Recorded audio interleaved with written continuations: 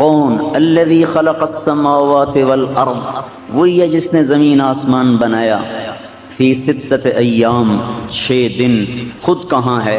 ثم استوى علی العرش، عرش پر کیا کرتا ہے؟ یغشی اللیل النہار، دن رات کو پھیرتا ہے۔ حکومت کیسی ہے؟ الشمس والقمر والنجوم مسخرات بامرہ، چاند تاروں ستاروں سیاروں پر بلا شرکت غیر حاکم ہے۔ الا لہ الخلق والامر فتبارک اللہ رب العالمین، بتا دو انہیں کہ ساری مخلوقات کا مالک بھی وہ ہے، اور سارے بحر و بر کے حکومت کا مالک بھی وہ ہے، اور اسی کے ہاتھ میں یمسک السماوات والارض ان تزولا، زمین آسمان کی لگام اس کے ہاتھ میں ہے۔ یدبر الامر من السماء الى الارض، آسمان سے زمین تک وہی تدبیر کرتا ہے۔ یتنزل الامر بینہن، 7 آسمان 7 زمینوں میں اسی کا حکم چلتا ہے۔ وہو الذی فی السماء الہ فی الارض الہ، آسمان پر بھی وہی بادشاہ ہے، زمین پر بھی وہی بادشاہ ہے۔ رب المشرق والمغرب لا الہ الا ہو، شرق اور غرب کا بھی وہی بادشاہ ہے۔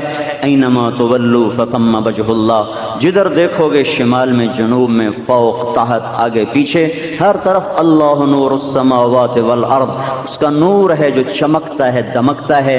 جو آنکھیں غیر محرم کو دیکھنے سے جھک جاتی ہیں ان آنکھوں کو اللہ چپے چپے میں اپنا نور دکھاتا ہے۔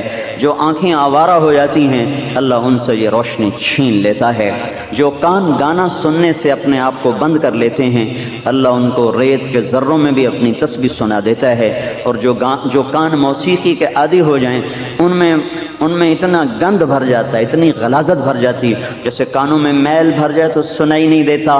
موسیقی کا گند جب کانوں میں اتر جاتا ہے تو پھر اللہ کے نغمے سننے سے وہ محروم ہو جاتا ہے۔ ENT تو کہے گا آپ کا کان بالکل صاف ہے، نبی کی نظر کہے گی غلاظت سے بھرا ہوا ہے۔ آئی اسپیشلسٹ کہے گا آپ کی نظر 6/6 ہے، لیکن نبی کی نظر کہے گی اندھا ہو چکا ہے، اس کی نظروں میں غلاظت ہے، بے حیائی کی غلاظت ہے جس کے اندر میں اتر چکی ہے۔ تو میرے بھائیو، اس کائنات میں ایک عادل حکمران ہے، اس نے زمین آسمان کو ایک عدل میں باندھا ہوا ہے۔ اس کو دلیل بنا کر الشمس والقمر بحسبان والنجم والشجر یسجدان، درخت بھی بیلیں بھی اس کے سامنے سجدے میں۔ والسماء رفعها، آسمان بلند کیا۔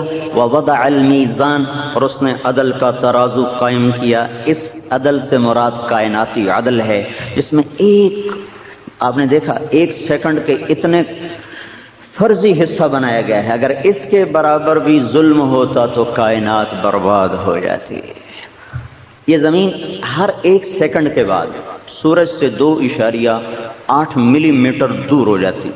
اتنے بڑے 24,000 کلومیٹر کے گیند میں اتنی زبردست موزونیت کہ ہر 1 سیکنڈ کے بعد 2.8 کلومیٹر یہ سورج سے دور ہوتی ہے۔ اگر سورج ظلم کرے اور اس کو اپنی طرف کھینچ لے، کتنا؟ صرف 3 مائکرو میٹر۔ یا زمین ظلم کرے اور اگلے حصے کو کھینچ لے اپنی طرف، کتنا؟ 3.1 ملی میٹر۔ تو کتنا فرق پڑا؟ 3 مائکرو میٹر۔ مائکرو میٹر کا کیا مطلب ہے؟ جس کو آپ مائکروسکوپ کے بغیر نہیں دیکھ سکتے۔ تو اگر یہ زمین تجاوز کر جائے، یہاں لوگ دکانیں دبا کے آپ سے کیس لڑوا رہے تھے نا، پورا گھر دبایا ہوا ہے اور وکیل صاحب کو آگے کیا ہوا ہے، اگلی نسل بھی مر جائے گی، کیس چلتے رہیں گے۔ یہاں کتنا ظلم ہو، صرف 3 مائکرو میٹر کا اگر ظلم ہو جائے، زمین آگے چلی جائے، تو چند ہفتوں میں کائنات، ہماری زمین فریز ہو جائے گی، فریز۔ اور وہ ساؤتھ اور نارتھ پول کا ٹیمپریچر ہری پور میں بھی ہو جائے۔ میرا ڈسٹرکٹ ملتان ہے، پنجاب کا گرم ترین ضلع ہے، اس میں بھی برف ہی برف ہوگی۔ جیکب آباد دنیا کا گرم ترین خطہ ہے، وہ بھی برف کے انبار لگیں گے اور ساری انسانیت برف بن کے ختم۔ اگر سورج زیادتی کر جائے اور اسے اپنی طرف کھینچ لے تو چند ہفتوں کے بعد ہماری کائنات تندور بن جائے گی، تندور، اور اس میں سے دھواں اٹھنا شروع ہوگا اور ہم سب جل کے راکھ ہو جائیں گے۔ اس زمین میں، آسمان میں اتنے بڑے عدل کو قائم کرنے کے بعد اللہ تعالیٰ فرماتا ہے وَأَقِيمُوا الْوَزْنَ بِالْقِسْطِ وَلَا تُخْسِرُوا الْمِيزَانَ۔ جج صاحبان، وکیل صاحبان اور عوام الناس، تم بھی تو عدل کرو، تم بھی تو عدل کرو۔ اگر عدل مٹ گیا تو سب کچھ مٹ گیا، اگر عدل ہے تو سب کچھ ہے۔ ہماری ریڑھ کی ہڈی روٹی نہیں ہے، عدل ہے، عدل ہے۔ ہماری بنیاد عدل ہے، نہ کہ چوپڑی روٹی، نہ کہ پکے گھر، نہ کہ یہ گاڑیاں پھسلتی ہوئی چمکتی ہوئی، اور نہ یہ زیور، نہ سونا، نہ چاندی، نہ برق، نہ بھاپ۔ عدل ہے تو کانٹوں پہ بھی کیم خواب کے مزے پائے گا، عدل ہے تو اندھیرے میں بھی سورج اس کو چمکتے دکھائی دیں گے، عدل ہے تو سوکھی روٹی میں بھی پراٹھے۔ مٹ گیا تو اللہ کی قسم گھی کے چراغ بھی اس کے گھر کو روشن نہیں کر سکتے، اور مرمری فرش بھی اس کے اندر کی دنیا کو سکون نہیں دے سکتے، نرم گدے بھی اس کے اندر کی آگ کو نہیں ٹھنڈا کر سکتے، ساون کی جھڑیاں اور بھادوں کی برسات بھی اللہ کی قسم اس کے وجود میں سلگنے والی آگ کو ٹھنڈا نہیں کر سکتی۔ اگر ظلم چھا گیا اور عدل مغلوب ہو گیا اور وکیل کا علم فروخت ہو گیا زانی کے لیے، قاتل کے لیے، زمین دبانے والے کے لیے، اور جج کا قلم بک گیا چند کوڑیوں پر یا کسی کے زیر اثر ہو کر، تو وہ دیس لٹ گیا، وہ لٹ گیا، وہ لٹ گیا۔ اس میں کوئی زندگی نہیں، اس میں کوئی زندگی نہیں۔ جہاں عدل ہے وہاں زندگی ہے، جہاں ظلم ہے وہاں موت ہے۔ قبرستان ہیں، مردے ہیں جو اپنے زندگی کے بوجھ کو اٹھائے ہوئے زندہ شکل میں وہ انسانیت مردہ ہو جاتی ہے۔ جس قوم سے عدل مٹ جاتا ہے، اگر معیشت ریڑھ کی ہڈی ہوتی، ریڑھ کی ہڈی، ہمارے پاس اب اتنے ڈالر ہو گئے، اتنے ڈالر ہو گئے، اس سے بھی کبھی بہار آئی۔ جب یہ ایٹم بم بنایا نا پاکستان والوں نے، تو لوگوں نے دیگیں چڑھائیں، مٹھائیاں تقسیم کی، اور مجھے اتنا ڈر لگا، میں نے کہا ذلت اور بڑھ جائے گی، ذلت اور بڑھ جائے گی۔ کس پر؟ کہا اللہ کی مدد ایٹم بم بنانے پر تو ہے نہیں، اس کی مدد تو تقوی پر ہے۔ تقوی تو آیا نہیں، توبہ تو کی نہیں، نافرمانی تو ویسی ہے، تو اللہ تعالیٰ ایٹم بم بنانے سے تو عزت نہیں دیتا۔ مجھے ڈر ہے کہیں ذلت اور نہ آ جائے، کہیں پستیاں اور نہ آ جائیں، کہیں گرداب اور زیادہ خوفناک نہ ہو جائیں، کہیں بھمر اور زیادہ بفر نہ جائے۔ تو وہی ہوا، میں کوئی نجومی تو نہیں ہوں، قرآن کا علم بتاتا ہے ظہر الفساد فی البر والبحر بما کسبت ایدی الناس ضرب اللہ مثلا قریۃ کانت آمنۃ مطمئنہ یأتیہا رزقہا رغدا من کل مکان فکفرت بانعم اللہ فاذاقہا اللہ لباس الجوع والخوف بما كانوا يصنعون الا ان عادا كفروا ربهم الا بعدا لعاد قوم هود الا ان ثمود كفروا ربهم الا بعدا لثمود الا بعدا لمدين كما بعدت ثمود۔ یہ ساری قرآن کی تاریخ بتاتی ہے، جب قوموں کے عمل بگڑے تو اللہ پاک نے ان پہ عذاب کے کوڑے برسا دیے۔ اللہ کی تائید اور قوت اور مدد کو لینے کا جو راستہ ہے وہ جسم کے اندر سے نکلتا ہے، وہ اندر کی دنیا کو آباد کرنا پڑتا ہے، نہ کہ باہر کے مناظر۔ وہ ثانوی درجہ رکھتے ہیں، میں انکار نہیں کر رہا ہوں، انکار نہیں کر رہا ہوں، اسباب کا صحیح اختیار کرنا ہمارے اوپر فرض ہے۔ اب دیکھتے نہیں اللہ کے نبی دو جہان کے سردار ہیں، لیکن مکہ سے مدینہ جاتے ہوئے چھپ کے نکلے، غار ثور میں چھپے، 3 راتیں چھپے رہے، 2 دن چھپے رہے، پھر راستہ تبدیل کیا، تو لمبا راستہ لے کر آپ مدینے کی طرف تشریف لے گئے۔ اسباب کا صحیح اختیار کرنا ہمارے ذمے ہے، لیکن اسباب کو ارباب بنا لینا یہ ہماری تباہی اور ہلاکت ہے۔ ہمارا رب اللہ ہے، نہ کہ یہ اسباب۔ کتائی تو پر سے خندق کی لڑائی میں عمرو بن عبد ود چھلانگ لگا کے آگے آ گئے، ان کا ہے کوئی میرے مقابلے میں؟ سب کو پتا تھا، سارے ہی دبک گئے۔ حضرت علی کھڑے ہو گئے، 21 سال کی عمر، کہنے یا رسول اللہ میں جاؤں گا۔ تو ہم نے کہا اجلس انہ عمر، بیٹھ جاؤ، تمہیں پتہ نہیں کون ہے؟ عمر ہے، عمر۔ اس نے پھر نعرہ لگایا، ہے کوئی میرے مقابلے میں؟ پھر کوئی نہیں کھڑا ہوا، پھر حضرت علی کھڑے ہو گئے، یا رسول اللہ میں جاؤں؟ کہا بیٹھ جاؤ، تمہیں پتہ نہیں کون ہے؟ یہ عمر ہے۔ پھر اس نے کہا وہ تمہاری جنت کہاں ہے جس کے شوق میں تم مرنے کے دعوے کرتے ہو، شہادت کے متمنی ہوتے ہو؟ پھر حضرت علی کھڑے ہو گئے، یا رسول اللہ میں جاؤں؟ آپ نے کہا بیٹھ جا، یہ عمر ہے۔ تو حضرت علی نے کہا وَإِن كَانَ عَمْرًا، عمر ہے تو پھر کیا ہوا؟ دو باتوں میں ایک تو میرا نصیب ہوگا، تو آپ مجھے بھیج دیں، آپ مجھے بھیج دیں۔ تو اللہ کے نبی اسباب کی رعایت فرما رہے ہیں، اسباب کی رعایت، اس لیے تو علی کو بٹھا رہے ہیں، بیٹھو بیٹھو بیٹھو، تمہارا اس کا جوڑ کوئی نہیں، مقابلہ کوئی نہیں، یہ اسباب کی رعایت میں ارشاد فرما رہے ہیں۔ آگے جب توکل اللہ پہ ہو جاتا تو پھر اسباب خود بخود سمٹ جاتے ہیں، سکڑ جاتے ہیں، بدل جاتے ہیں، اللہ تاثیر بدل دے، اللہ قوت کھینچ لے۔ جب ابراہیم علیہ السلام اوپر اٹھے تو جبریل نے آ کر کہا مدد کروں، کہا تمہاری نہیں، تمہاری ضرورت نہیں، اللہ کی ضرورت ہے۔ تو پھر اللہ تعالیٰ نے آگ کو بجھایا نہیں، بھڑکتی آگ میں سے جلنے کی تاثیر کو نکال لیا۔ وہ اپنی قدرت کو قرآن کے واقعات میں ظاہر کر کے ہم پہ یہ تاثر جمانا چاہتا ہے کہ اسباب اختیار کرو، نتیجہ اللہ پہ رکھو۔ ساری دنیا کی کیمسٹری اب فیل ہو چکی ہے کہ ایک وجود ہے اور اس وجود پہ آگ اپنا کیمیکل ری ایکشن کرنے سے عاجز ہو رہی، اس کو جلانا چاہیے، کیوں نہیں جلا رہی؟ پر مارا پانی کا چشمہ باہر، دوسرا پر مارا انار کا درخت باہر، سارا باٹنی کا علم اللہ تعالیٰ نے فیل کر دیا، آگ میں انار کا درخت اگتے ہی پھل دینے لگا، ساری باٹنی فیل ہو گئی اور ساری کیمسٹری فیل ہو گئی۔ اور جبریل نے یہاں سے پکڑا حضرت مریم کو، یہاں سے اور ایسے پھونک ماری، تو اس پھونک کا حمل سے کیا تعلق؟ فحملتہ، وہیں حمل ہوا اور وہیں جا کے بچہ جنا گیا۔ ساری کی ساری جو زولوجی کا علم ہے اللہ تعالیٰ نے فیل کر کے رکھ دیا کہ لاؤ اس کی کوئی دلیل لے کے آؤ کہ یہ کیسے ہو گیا، یہ کیسے ہو گیا۔ فأجاءها المخاض إلى جذع النخلة قالت يا ليتني مت قبل هذا وكنت نسيا منسيا، وہاں بیٹھی رو رہی ہیں، یا اللہ یہ کیا ہو گیا، یا اللہ یہ کیا ہو گیا۔ ان واقعات سے اللہ ہمیں اپنی طرف متوجہ کرنا چاہتا ہے۔ میں یہ عرض کر رہا ہوں آپ بھائیوں کے ساتھ اس ملک کی 3/4 تقدیر وابستہ ہے، 1/4 تقدیر باقی شعبوں سے وابستہ ہے، 3/4 آپ سے وابستہ ہے۔ اگر یہ معیشت ریڑھ کی ہڈی ہوتی تو اللہ کا نبی جو شفیق ترین نبی ہے وہ کبھی اپنی اولاد کے لیے یہ دعا نہ کرتا، یہ دعا ہے۔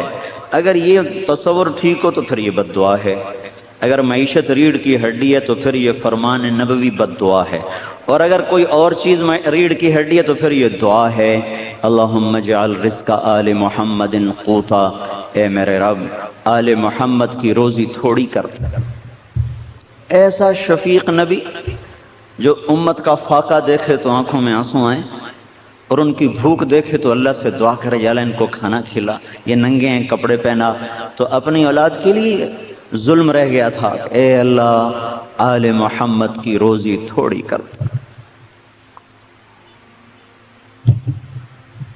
حضرت فاطمہ رضی اللہ تعالیٰ عنہ بیمار تھے، ان کا حال پوچھنے کے عمران بن حسین ایک صحابی ساتھ دروازے پہ دستک دے کر کہا بیٹی میں اندر آ جاؤں، میرے ساتھ عمران بھی ہیں۔ تو انہوں نے عرض کی یا رسول اللہ میرے گھر میں تو چادر بھی کوئی نہیں جس سے سر چھپا سکوں۔ تو آپ نے اپنے کندھے سے چادر اتار کے اندر کہا بیٹا اس سے پردہ کر، اس سے پردہ کیا۔ جب اندر آئے تو حال پوچھا تو باپ کی قربت سے رو پڑی کہ یا رسول اللہ پہلے بھوک تھی، روٹی کوئی نہ تھی، اب بیماری آئی ہے، دوا کوئی نہیں۔ تو آپ نے گلے لگا لیا اور آپ بھی رونے لگے، جس کو طائف کے پتھر نہ رلا سکے یہاں رو پڑے۔ کہا بیٹی حوینی علیک والذی نفسی بیدہ ما ذقت من 3 ایام ذواقا، اس ذات کی قسم جو میری جان کا مالک ہے، اس ذات کی قسم جس نے تیرے باپ کو نبی برحق بنایا ہے، آج 3 دن گزر چکے میں نے روٹی کا ایک لقمہ نہیں چکھا۔ والذی بعث اباک بالحق، اس رب کی قسم جس نے تیرے باپ کو دین حق دیا ہے اور رسول بنایا، 3 دن گزر چکے میں نے ایک لقمہ نہیں کھایا۔ اگر میں چاہتا تو یہ پہاڑ میرے لیے سونا چاندی بنا دیا جاتا، میرے رب نے مجھ سے کہا بنا دوں سونا چاندی، میں نے کہا نہیں مجھے نہیں چاہیے، مجھے نہیں چاہیے۔ پھر آپ نے فرمایا فاطمہ تیری عزت کے لیے اتنا ہی کافی ہے کہ تو جنت کی عورتوں کی سردار ہے۔ ہمیں پیسے کی غلامی، عہدوں کی غلامی، مال کی چمک اور کھنک، یہ ہمیں ملی ہے غلامی کے صلے میں، جو 100 سال انگریز کی غلامی دیکھی اور نظریاتی طور پر اس نے ہمارے دھارے کا رخ آخرت سے دنیا کی طرف پھیر کے رکھ دیا۔ ہم نے میدان جنگ میں بڑی شکستیں کھائی ہیں، کو آج نہیں شکست کھا رہے۔ شکست کھانا کوئی بڑی بات نہیں ہے۔ اللہ نے حضرت محمد صلی اللہ علیہ وسلم جیسی ہستی اور گرد صحابہ کی مقدس جماعت، جن جیسا دنیا میں کوئی پیدا نہ ہوگا، احد کی لڑائی میں شکست ہوگی۔ میدان کی شکست نبیوں نے اٹھائی ہے، ہمارے نبی نے اٹھائی ہے۔ نظریات کی شکست دنیا کی سب سے بدترین شکست ہوتی۔ یہ پچھلے 100 سال سے ہوا ہے کہ ہمارا رخ بدل گیا ہے۔ 1757 میں پلاسی ہارے، 4 مئی 1831 میں 1799 ٹیپو سلطان شہید ہوئے، اور 1831 میں سید احمد شہید ہوئے۔ تو 1834 میں انہوں نے لارڈ میکالے کو بھیجا کہ اس قوم کو قابو کرنے کی کوئی تدبیر سوچو، یہ ہر وقت ہی ابھرتے رہتے۔ تو 1834 میں لارڈ میکالے آیا، انہوں نے کہا ان کو کنٹرول کرنے کے لیے کیا کیا جائے۔ وہ صرف یہ نظریہ دے گیا، عملی جامہ پہنانے کی اس کو نوبت نہ آئی۔ 1857 میں پھر تحریک اٹھی، پھر وہ بھی ناکام ہو گئی۔ تو اس کے بعد ڈبلیو ہنٹر کو لایا گیا کہ اس نسل کو کنٹرول کرنے کا کیا طریقہ اختیار کیا جائے۔ اس نے پھر 1 سال کے سروے کے بعد اس کی جو تھی مجلس عمل، اس نے اس کو رپورٹ دی کہ ان کو قرآن سے کاٹ دیا جائے، قرآن سے ناآشنا کر دیا جائے، اور اپنا نظام تعلیم ان کو دیا جائے۔ 50 سال میں ہماری جھولی میں ہوں گے۔ میں گلہ بھی کروں تو بجا ہے، آپ ہری پور کا سب سے ذہین طبقہ ہیں، لیکن قرآن کی ایک آیت سے ناآشنا۔ جب اللہ کہتا ہے یا ایھا الذین آمنو، تو اس کے بعد کچھ آپ سے کہنا چاہتا ہے، کسی چیز سے آپ کو روکنا چاہتا ہے، کسی چیز کی آپ کو دعوت دینا چاہتا ہے۔ کبھی خیال آیا کہ مجھے کیا کہہ رہا ہے؟ ایک دن میں نے دیکھا کہ اللہ ہم سے کیا چاہتا ہے، وہ کتنا کچھ چاہتا ہے، تو آپ یقین مانے میں حیران ہوا۔ کل 99 دفعہ اللہ نے کہا ہے یا ایھا الذین آمنو، اے ایمان والو یہ کر لو یہ چھوڑ دو، 99۔ پھر میں نے دوبارہ غور کیا کہ اس میں تکرار کتنا ہے۔ یا ایھا الذین آمنوا اتقوا اللہ حق تقاتہ، یا ایھا الذین آمنوا اتقوا اللہ ولتنظر نفس ما قدمت لغد واتقوا اللہ، یا ایھا الذین آمنوا اتقوا اللہ وآمنوا باللہ ورسولہ۔ ایک ہی حکم کا تکرار، اتقوا اللہ اتقوا اللہ اتقوا اللہ۔ تکرار کو نکال دیں تو پیچھے ٹوٹل کوئی 50 باتیں ہیں جو دنیا اور آخرت کی تمام عزتوں اور کامیابیوں کا وہ زینہ ہے۔ یہ کر لو یہ چھوڑ دو تو دنیا بھی تمہاری ہے آخرت بھی تمہاری ہے۔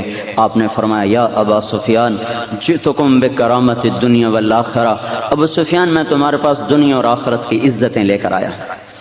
لیکن یہ کتنے دکھ درد کی بات ہے کہ اتنا پڑا ہوا اتنا فہیم طبقہ بھی قرآن کے پیغام سے ناآشنا ہے۔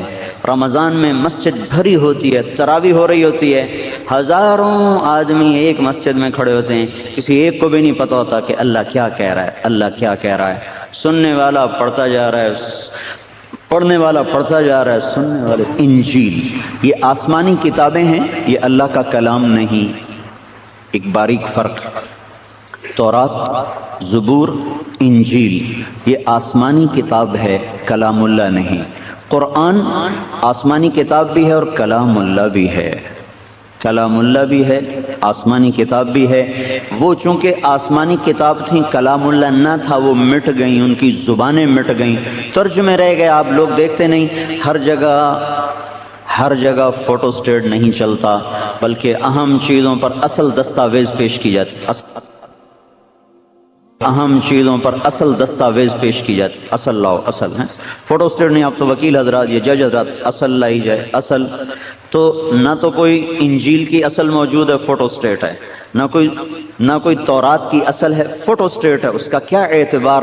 قرآن اپنی اصل شکل میں الفاظ کے ساتھ، حقیقت کے ساتھ، ساری کی ساری رعنائیوں کے ساتھ، سارے کے سارے زیر و زبر کی کمی بیشی کے ساتھ زندہ موجود، چونکہ یہ اللہ کا کلام ہے اور اللہ کے کلام کو دنیا کی کوئی طاقت نہیں بدل سکتی۔ یہ کوئی ہمارے لیے تصدیق کی چیز نہیں، صرف جیسے ابراہیم علیہ السلام نے کہا تھا وَلَكِن لِيَطْمَئِنَّ قَلْبِي، ویسے یا اللہ اطمینان قلب کے لیے، اطمینان قلب کے لیے، کوئی دلیل نہیں، کوئی حجت نہیں۔ ایک سپر کمپیوٹر ہے جو امریکہ میں بنا ہے، کسی چیز کو 1 منٹ میں 1 ارب زاویوں سے چیک کر لیتا ہے، 1 ارب زاویوں سے۔ انہوں نے تورات کی سی ڈی ڈالی، ساری سکرین پر غلطیاں آ گئیں۔ انجیل کی سی ڈی کو ڈالا، سارے سکرین پہ غلطیاں آ گئیں۔ پھر انہوں نے قرآن کی سی ڈی کو ڈالا تو 000 کے ساتھ ساری سکرین بھر گئی کہ اس میں کوئی خطا نہیں، اس میں کوئی خطا۔ لہٰذا یہ ناقابل تبدیل، ناقابل تحریف، نہ تقدیم نہ تاخیر۔ پھر قرآن 19 کے ہندسے پر سفر کرتا ہے۔ یہ 1960 میں ایک مصری عالم تھا خلیفہ راشد، یہ اس کی جستجو تھی، اس نے کیلیفورنیا میں رہتا تھا، اس نے قرآن کو اس میں ڈال دیا، لاس اینجلس میں تھا، اس نے قرآن کو ڈال دیا کمپیوٹر پر، اس پہ تحقیق کرتا رہا تو اس پر یہ بات کھلی کہ سارا قرآن 19 کے ساتھ جڑا ہوا۔ بسم اللہ الرحمن الرحیم میں 19 حرف ہیں۔ اقرا بسم ربک الذی خلق جو صورت اتری ابتدا میں، اس میں 19 الفاظ اترے۔ اقرا بسم ربک الذی خلق والناس سے پیچھے چلیں تو 19ویں صورت ہے۔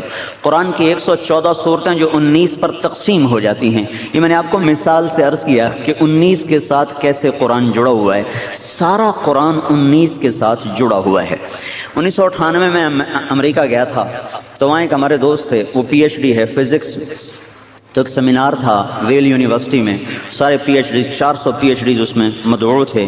تو ایک وہ ان کا پریس تھا، وہ بھی پی ایچ ڈی تھا، وہ عیسائیت پہ اس نے تقریر کی، پھر اس نے کہا کوئی سوال جواب، تو اس نے کھڑے ہو کر کہا میرا سوال ہے، خدا 3 نہیں 1 ہے، 3 نہیں 1 ہے، کہا تمہارے پاس کیا دلیل ہے؟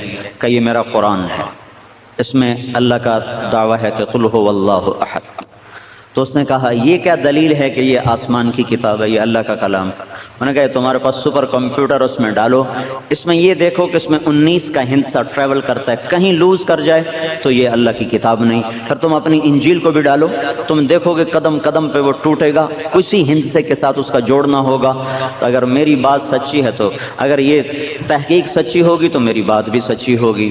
تو انہوں نے 1 ہفتے کی مہلت مانگی۔ 1 ہفتے کے بعد پھر سیمینار ہوا تو انہوں نے کہا بھائی ہم نے پورا ہفتہ ریسرچ کی ہے، کہیں ایک جگہ پر بھی 19 کو ہم نے دائیں بائیں ہوتے نہیں دیکھا۔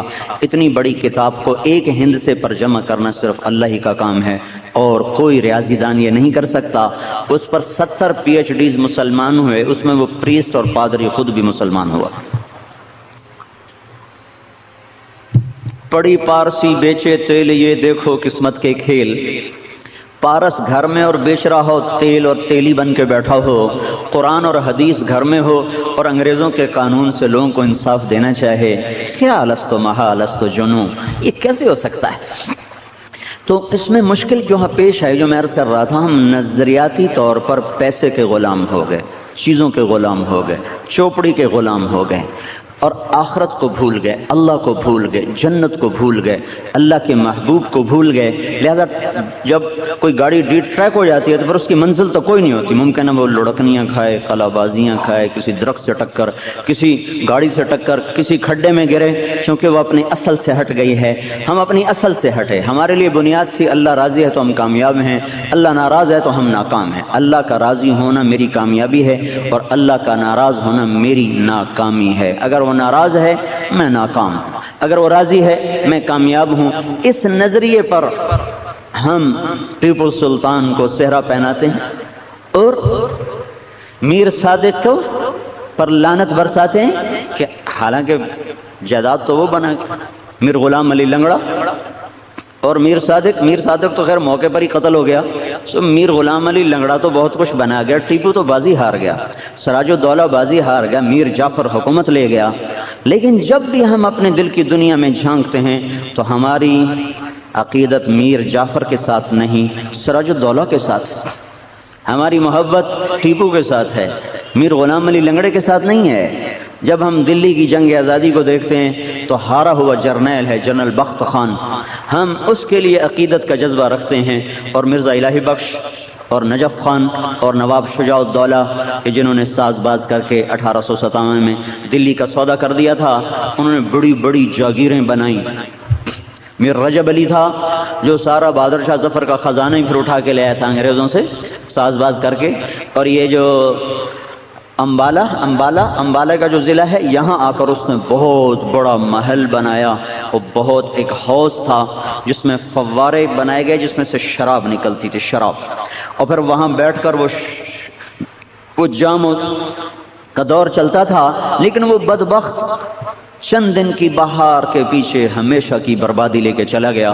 اور بخت خان ہارا ہوا جرنیل ہو کر بھی اپنا بخت بلند کر گیا کہ وہ ایک بنیاد پہ تھا کہ مجھے اللہ کو راضی کرنا ہے, چاہے میدان کی بازی ہار جاؤں مجھے اللہ کو راضی کرنا ہے. یہی بنیاد تھی جس پر حضرت حسین رضی اللہ تعالیٰ عنہ اپنی ساری نسل کے ساتھ ذبح ہو گئے کہ میں یہ سودا نہیں کر سکتا. ورنہ ایک بول دیتے, تھوڑی سی سیاست کر جاتے ہیں, تھوڑی سی سیاست کھیل جاتے, جسے آج کل ہم نہیں کہتے ہیں دین دنیا ساتھ ہونی چاہیے, دین دنیا ساتھ ہونی چاہیے. مطلب کیا ہے کہ بھائی زانی کا کیس بھی لے لو نماز بھی پڑھ لو. جھوٹا کیس لے کے آ رہا ہے جس کو پھنسانا ہے, ذرا کوئی میری مدد کرو, کیوں نہیں, یہ کرو, چل بھائی. اب وہ رگڑے کھا رہا ہے, جھوٹا کیس, وکیل لڑ رہا ہے, جج کا وقت لگ رہا ہے اور دونوں کے پیسے خرچ ہو رہے ہیں. مظلوم کی آنکھوں سے عرش ہل رہا ہے. نہ وکیل کو ہوش ہے نہ اس ظالم کو ہوش ہے کہ اللہ سو گیا ہے, کیا اس نے حکومت کسی اور کو دے دی ہے, یا کیا موت نہ آئے گی, یا کا محشر نہ قائم ہوگا, یا ترازو نہیں آئے گا, یا جنت نہ بھڑکے گی, یا جنت نہ مہکے, دوزخ نہ بھڑکے گی اور جنت نہ مہکے گی. نہیں, اللہ کی قسم ہوگا. وجاء ربک والملک صفا صفا وجیء یومئذ بجہنم یومئذ یتذکر الانسان وانى له الذکری یقول یا لیتنی قدمت لحیاتی فیومئذ لا يعذب عذابه احد ولا یوثق وثاقه احد. آج اللہ آئے گا, ترازو آئے گا, پل صراط آئے گا, اور فرشتے آئیں گے, اور دوزخ آئے گی, وازلفت الجنت للمتقین, اور جنت آئے گی. اور اللہ بغیر ترجمان کے کہے گا, یا ابن آدم اعطیتک خولتک وانعمت علیک ارنی ماذا صنعت فیہا. تجھے جو ہری پور میں علم دیا, فہم دی, فراست دی, ایک منصب دیا, عہدہ دیا, کیا کر کے آیا ہے؟ ظالم کا ساتھی بن گیا کہ مظلوم کا ساتھی بن گیا؟ بول. آج وکیل صاحب اپنا کیس خود لڑیں گے. آج جج صاحب اوروں کے بارے میں فیصلہ کرنے کی بجائے اپنے بارے میں فیصلے اللہ سے سنیں گے. آج اگر عدل کو زندہ کر کے چلے گئے تو اللہ تعالیٰ وہ مقام بخشے گا کہ بڑے بڑے اقطاب, ابدال, بڑے بڑے علماء, شہداء بھی وہ مقام حاصل نہیں کر سکتے. اللہ تعالیٰ اپنے عرش کا سایہ دے گا, اور اس سائے میں صرف ان کو جگہ دی جائے گی جن کو اللہ بلائے گا. سب سے پہلے اللہ جس کو بلائے گا وہ ہوگا عادل بادشاہ, کہ عادل قاضی, عادل حکمران, عادل بادشاہ, عدل لینے والا وکیل, آ جاؤ آ جاؤ, آج ہم تمہیں اپنے عرش کا سایہ دیں گے. اور باقی دھوپ میں جلیں گے, اور ایسی خوفناک اس وقت وحشت ہوگی, اور اوپر سورج کی آگ ہوگی کہ کہیں گے ہمیں دوزخ میں ڈال دو پر اس عذاب سے نکالو, حالانکہ دوزخ کا عذاب اس سے کروڑوں گنا زیادہ ہوگا. اور قرآن کی سب سے زیادہ امید افزا آیت, ارجا آیت, سب سے زیادہ حوصلہ دینے والی آیت وہ ہے یا عبادی الذین اسرفوا علی انفسهم لا تقنطوا من رحمت اللہ ان اللہ یغفر الذنوب جميعا انہ هو الغفور الرحیم. اے میرے نافرمان بندو, نا امید نہ ہونا, توبہ کرو گے تو میں سارے ہی معاف کر دوں گا, سارے ہی معاف کر دوں گا. پھر قرآن کی سب سے عظیم آیت, اعظم آیت, بڑی نہیں عظیم, لمبی نہیں عظیم, سب سے زیادہ پرعظمت آیت وہ آیت الکرسی, اللہ لا الہ الا ہو. پھر قرآن کی سب سے شدید آیت جہنم والوں کے لیے, فذوقوا فلن نزیدکم الا عذابا, اس عذاب کو چکھو یہ ہمیشہ بڑھتا جائے گا, کبھی کم نہ ہوگا. یہ جہنم والوں کے لیے سب سے شدید آیت. جنت والوں کے لیے سب سے زیادہ خوش کن, سب سے زیادہ روح پرور اور سب سے زیادہ دل ربا جو آیت ہے وہ ہے وَلَهُمْ فِيهَا مَا يَشْتَهُونَ وَلَدَيْنَا مَزِيدٌ. جو چاہو گے ملے گا، لیکن جہاں تمہاری چاہتیں ختم ہو جائیں گی وہاں اللہ تمہیں اپنے شایان شان عطا کرے گا۔ وہ بھی ہمیشہ ہوگا، وہ بھی ایک دو دن کا قصہ نہیں، ہمیشہ کا ہے۔ تو قرآن کی سب سے عدل والی آیت، ان اللہ یأمر بالعدل والاحسان وایتاء ذی القربى وینہی عن الفحشاء والمنکر والبغی یعظکم لعلکم تذکرون۔ یہ آیت سارے قرآن کا نچوڑ بیان کرتی، سارا قرآن اس ایک آیت میں ہے، اور اس آیت کو کہا جاتا ہے عدل والی آیت، عدل والی، سب سے زیادہ عدل کو بتانے والی۔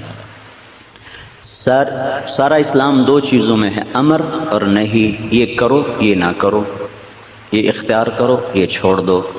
تو عدل، احسان، رشتہ داروں پر کے ساتھ حسن سلوک اور ان کو دینا، یہ تین چیزیں جڑ ہیں، سارے کرنے کے کام ان کے ساتھ آ کے جڑ جاتے۔ وینہی عن الفحشاء، فحاشی، والمنکر، منکرات، کبائر، والبغش، بغاوت، سارے نہ کرنے کے کام ان تینوں سے جڑ جاتے ہیں۔ تو یہ آیت سارے قرآن پر حاوی ہے۔ تو عدل پورے اسلام کی پوری تعبیر ہے، اور عدل جب زندہ ہوتا ہے تو پوری دنیا سکھ چین کا سانس لیتی ہے، اور جب انصاف بک جاتا ہے اور مظلوم سسکنے لگتا ہے تو پھر سونے چاندی کی بارش بھی اس دیش کے لوگوں کو خوشحال نہیں کر سکتا۔ ہمارا پالا ایسے دانشوروں سے پڑا ہے جو مغرب کی روشنیوں سے متاثر ہیں، جنہوں نے ہمیشہ کاغذ کے پھول دیکھے، انہیں گلاب کا پتہ ہی کوئی، جنہوں نے ہمیشہ ربڑ کے پودے دیکھے، انہوں نے چمن دیکھا ہی کوئی نہیں، جنہوں نے اندھیروں کو روشنی سمجھا، انہیں اجالے کا پتہ ہی کوئی نہیں۔ انہوں نے ہمارا یہ ذہن بنایا کہ معیشت ہماری ریڑھ کی ہڈی ہے، روٹی ہے تو ہماری کمر سیدھی ہے، روٹی کوئی نہیں تو ہماری کمر ٹوٹ گئی۔ یہ غلط علم کا غلط نتیجہ ہے۔ ہمارے نبی نے فرمایا لا تستضیئوا بنار المشرکین، کبھی مشرک کے علم کو اپنا رہبر مت بناؤ، کبھی مشرک کے علم کو اپنا رہبر مت بناؤ۔ کیوں؟ وہ تو اندھا ہے، وہ تو آخرت جانتا ہی نہیں، اس کے سامنے تصویر پوری ہے ہی نہیں، ادھوری تصویر سے نتیجہ کیسے نکلے گا؟ ادھوری تصویر سے صحیح شکل کیسے سامنے آئے گی؟ جب تک آخرت کو ساتھ نہ جوڑا جائے تو صحیح تصویر سامنے نہیں ہے، تو اس کا علم تو کبھی بھی صحیح نہ ہوگا۔ اب یہ کتنی بڑی نادانی کی بات ہے کہ صاحب قرآن امت، جس امت کے پاس قرآن ہو، وہ انگریز کے قانون میں لوگوں کو انصاف دینے کی کوشش کریں۔ یہ تو ریت میں بہار کے متمنی نظر آتے ہیں، پانی میں آگ دیکھنا چاہتے ہیں، ویرانوں میں آبادیاں دیکھنا چاہتے ہیں۔ ممکن ہے صحراؤں میں بہار آ جائے۔ الکبیر المتعال سواء منکم من اسر القول ومن جہر به ومن هو مستخف باللیل وصارب بالنہار، اللہ لا الہ الا ہو، ایک اکیلا وحدہ لا شریک اللہ، جو یہ دعویٰ کرتا ہے کہ عرش فرش، خلوت و جلوت، اندھیرا اجالا تیرے رب کی نظر میں برابر ہے، ہر جگہ اس کی نظر کامل ہے، رحم کے اندر رحم کے باہر، زمین کے اندر زمین کے اوپر، آسمان کے نیچے آسمان کے اوپر۔ وَإِن تَجْهَرْ بِالْقَوْلِ فَإِنَّهُ يَعْلَمُ السِّرَّ وَأَخْفَى، زور سے بولو وہ سنتا ہے، آہستہ بولو وہ سنتا ہے، سرگوشیاں کرو وہ سنتا ہے، ہونٹ سیلو، زبان بند کرو، لب بند کرو، دل کی دھڑکنوں سے گفتگو کرو، اللہ اس کو بھی سنتا ہے۔ اسے یہ حق حاصل ہے کہ قانون بنائے۔ میں پاگل دیوانہ، میں قانون بنانے بیٹھوں گا تو ظلم اور جہالت سے صفحات کو بھر دوں گا۔ تو اس نے کائنات میں عدل قائم کیا، پھر ہم سے کہا تم بھی کرو. کیا اس نے کہا؟ الشمس والقمر بحسبان والنجم والشجر يسجدان والسماء رفعها ووضع الميزان. پھر آگے کا اللہ تطغوا فی المیزان واقیموا الوزن بالقسط ولا تخسروا المیزان.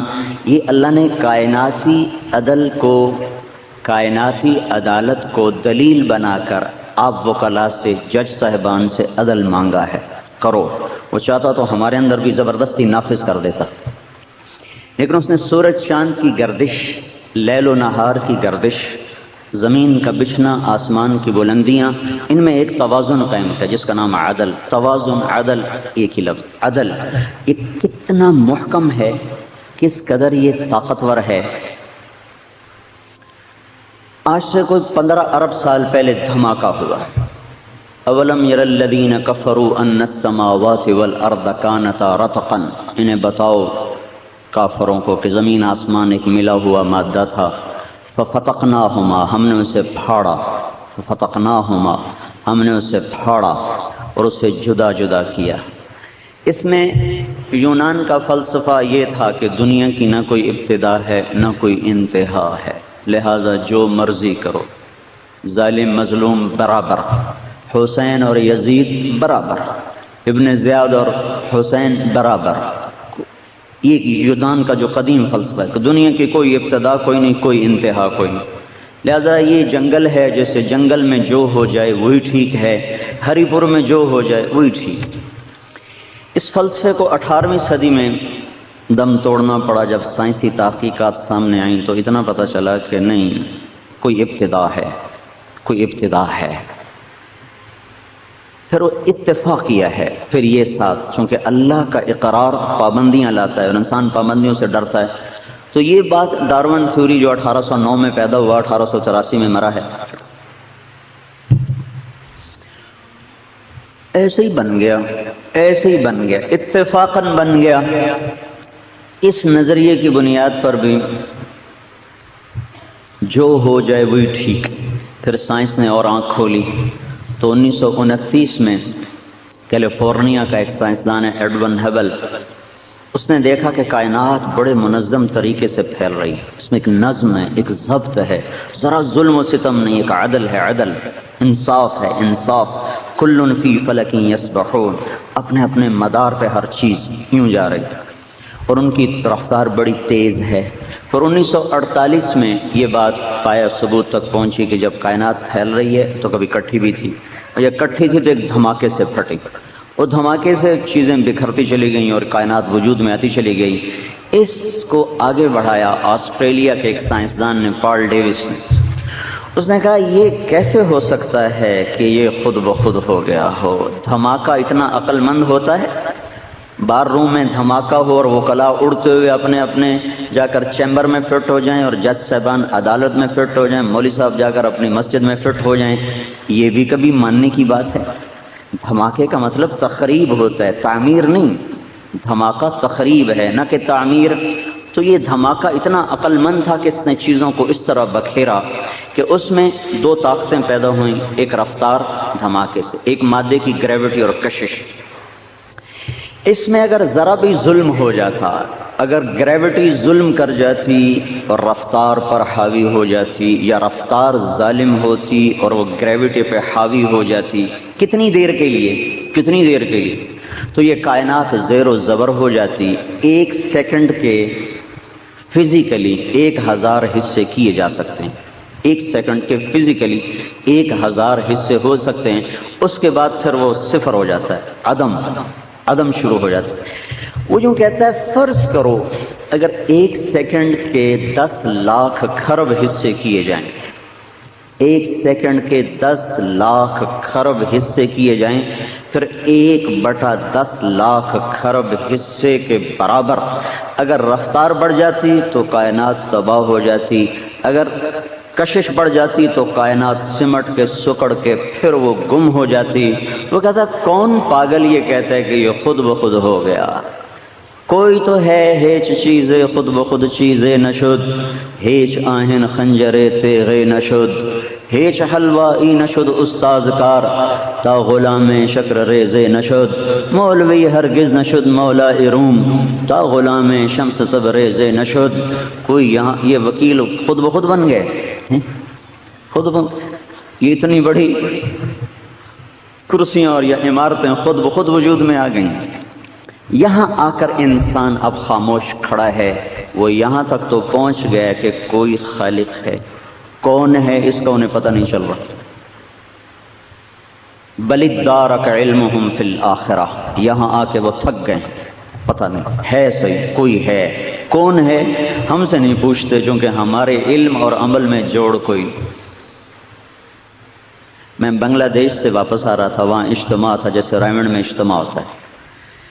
ایک گورا میرے پاس برابر سیٹ میں بیٹھا تھا، میں نے اس کو دعوت دینا شروع کر دی، وہ بڑا متاثر ہوا، ایسے یوں بیٹھ کے مجھے سنتا رہا، 1 گھنٹہ گزر گیا۔ بیچ میں کہیں بات آ گئی کہ شراب حرام ہے، پتہ نہیں کیسے آئی مجھے اب یاد نہیں سیاق و سباق، لیکن میں نے شراب حرام، وہ ایسے بیٹھا تھا۔ جب میں نے کہا نا شراب حرام ہے تو انہوں نے کہا ہیں کیوں ہوا ہے؟ میں نے کہا کیا ہوا؟ کہنے لگا میں گارمنٹس کا تاجر ہوں، ساری دنیا پھرتا ہوں، سب سے اچھی شراب میں کراچی میں آ کے پیتا ہوں،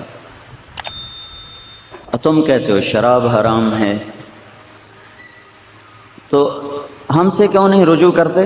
کہ ہمارے علم اور عمل کے تضاد نے ان کو حیران کر دیا ہے۔ ہمارے پاس اس کا علم موجود ہے کہ بنانے والا اللہ ہے، ان ربکم اللہ۔